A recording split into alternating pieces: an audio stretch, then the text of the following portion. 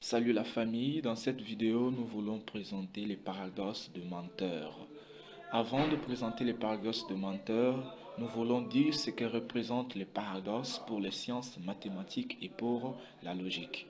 Les paradoxes est une contradiction interne qu'on retrouve dans un raisonnement. On ne les retrouve pas formellement, on les retrouve matériellement.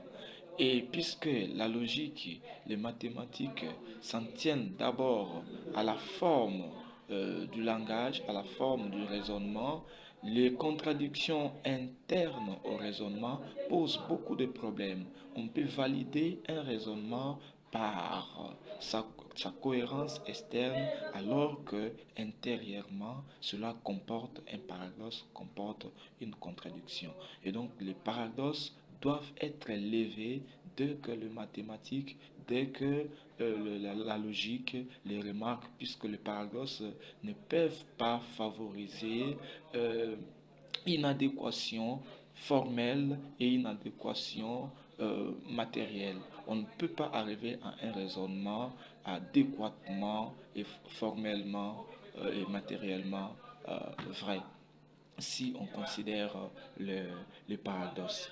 Les paradoxes dits de Menteur, exploités ici dans l'article de Sol Kripke, Outline of a Theory of Truth.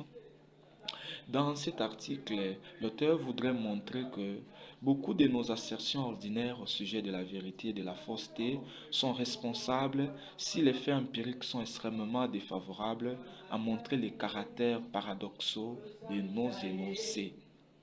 Dans ce sens, le concept de vérité et de fausseté n'est pas un langage universel, mais un langage propre dont la vérité ne dépend pas de la classe, mais du modèle dans lequel les langages se vérifient. L'analyse de Kripke est que si, comme l'auteur de l'épître à Tite affirme dans le livre de Tite, au premier chapitre, verset 12. Dans ce livre, Paul donne une exhortation à Tite, comment il doit se comporter en arrivant chez les Crétois. Nous voulons montrer ici un énoncé qui comporte, qui fait une assertion sur le monde et que, voilà, si les faits empiriques ne peuvent pas prouver l'assertion en question, alors cet énoncé doit être responsable de la valeur de vérité de son fait sur le monde. Alors, qu'est-ce que Paul dit à Tite? Il dit, fais attention en arrivant chez les Crétois. Il veut attirer son attention. Il lui dit, un prophète crétois de chez eux a même affirmé que tous les Crétois sont toujours des menteurs. Un prophète crétois a affirmé que tous les Crétois sont toujours des menteurs. Nous disons, si son témoignage est vrai de tous les Crétois, c'est-à-dire si leurs énonciations l'affirment, alors il semble que la parole du prophète ou les témoignages du prophète crétois est vrai si et seulement si ils sont faux. Si tous ces témoignages-là, si le témoignage qu'il donne est faux. Nous disons que ce que le prophète crétois affirme puisque cela porte sur la vérité ou la fausseté des Crétois, cela suppose que pour être vrai, ce que le prophète crétois dit doit être faux. Un prophète de chez eux m'a même dit que tous les Crétois sont des menteurs. Alors que lui-même il est crétois, il affirme que tous les crétois sont des menteurs. Donc ce qu'il dit est vrai si cela est faux. Si réellement il ment, alors cela est vrai.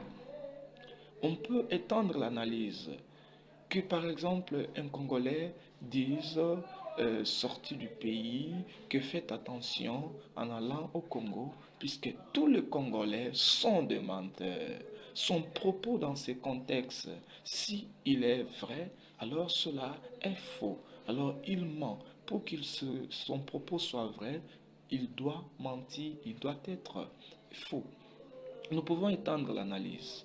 On dit faire de la RDC l'Allemagne de l'Afrique. L'Allemagne en Afrique, qu'est-ce que cela signifie? Est-ce que ce raisonnement ne comporte pas un fait paradoxal? L'Allemagne en Afrique. Qu'est-ce que l'Allemagne aurait été si elle était en Afrique? Et l'Allemagne, tel que nous disons l'Allemagne, c'est le nom d'un pays. C'est le nom qui réfère rigidement un pays. Est-ce que ce pays aurait pu être en Afrique? Et si l'Allemagne était en Afrique, ça serait quelle Allemagne? Il y a quelque chose de contradictoire au sein de notre langage, dire que l'Allemagne aurait pu être en Afrique. Parce que quand nous parlons de l'Allemagne tel que ces grands pays, ces pays de Deutschland, ces pays connus d'Europe, et pas autre, pas un autre X qui aurait pu être en Afrique. Alors dire dans un contexte de locution que voilà, faire de la RDC l'Allemagne de l'Afrique, qu'est-ce que cela veut dire? Le raisonnement apparaît d'emblée, mais il faut l'exploiter. Et si on arrive à ce genre de paradoxe du menteur, cela signifie que le raisonnement, déjà, pour qu'il soit vrai, doit être faux. Alors comment faire avec ce genre de raisonnement? Les mathématiques, la logique ne peuvent pas supporter de traiter avec un raisonnement qui, pour être vrai, doit être faux. Voilà, merci beaucoup.